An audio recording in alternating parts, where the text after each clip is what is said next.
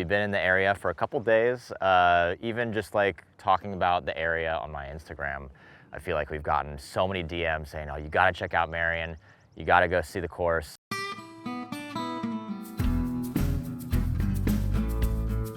We are here with Mr. Will Daly. Tell us a little bit about what you do and the project here you have in front of you.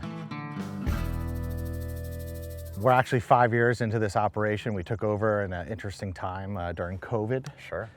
This place was actually kind of maybe going on its way out, and we were able to come in and save it. And we've really been heavily investing into it the past 5 years, and a lot of our hard work's paid off. And it's just really cool to have people like you guys out here and check out this spot. Yeah, I mean, I hate to use this term, but like the "if you know, you know" community has definitely sung this place's praises.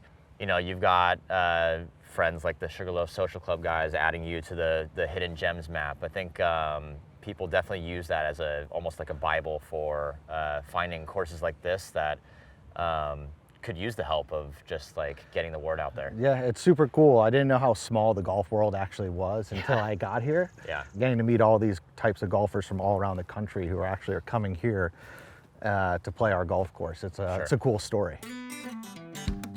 So you grew up in the area? Yep, grew up in Marion, Mass. Moved away when I was 16. I was in Boston for a very long time.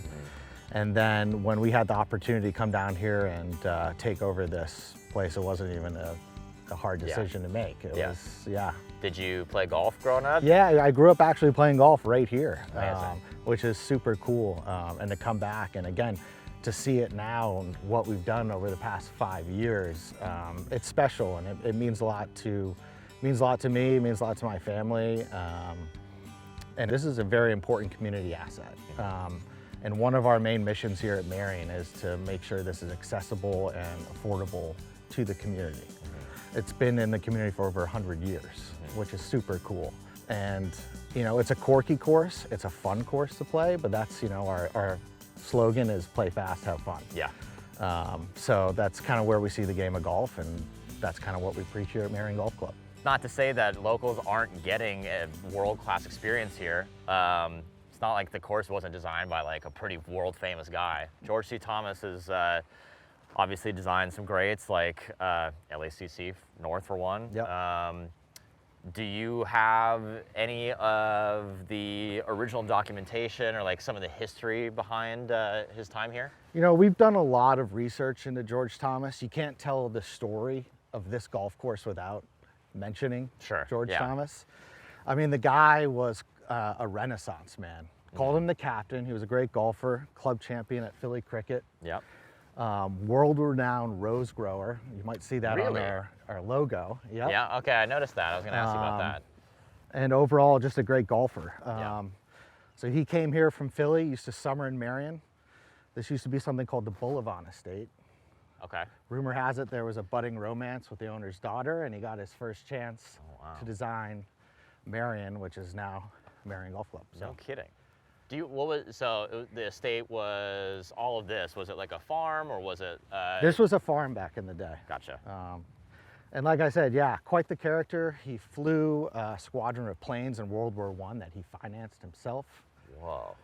The guy has an incredible story. Like the Dos Equis guy. He's just the most interesting man in the world. He could be the most interesting man in the world. And you can't tell, like I said, this story without mentioning that kind of stuff. We're coming up on rock wall barriers that are guarding this third green here. Yep. Can you tell us a little bit about why these rocks are here?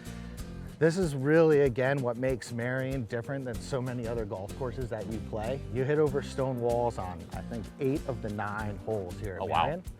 And 2 of these holes are completely encased by these large stone walls. So with George Thomas, a lot was lost, but it's like architecture without rules, as one of our members says. Yeah. And people certainly don't forget the wall.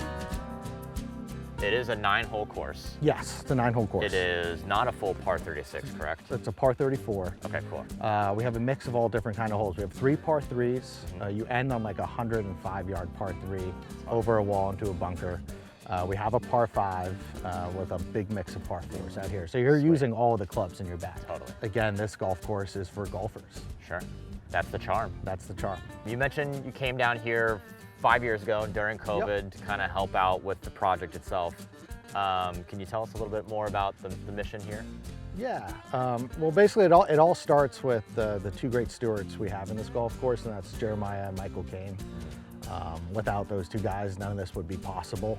And one of the first great moves we made was hiring a superintendent named Jeff Mello out of Green Valley in Rhode Island. And you know, so far over the past 5 years, we've really been able to make a ton of improvements to this course. We had to find bunkers and we did bunker restorations. We didn't know where the bunkers were when we got here. Yeah. We've done fairway improvements, green expansions. We used to water by hand out here our first year, actually. So we put irrigation in. We've done a lot of tree work to the course, and overall just kind of have really manicured these walls and tried to preserve these walls as best we can. Yeah, I mean, you have to. They're basically fossils at this point. You know, They are. so. They are. We have to take good care of them. Yeah.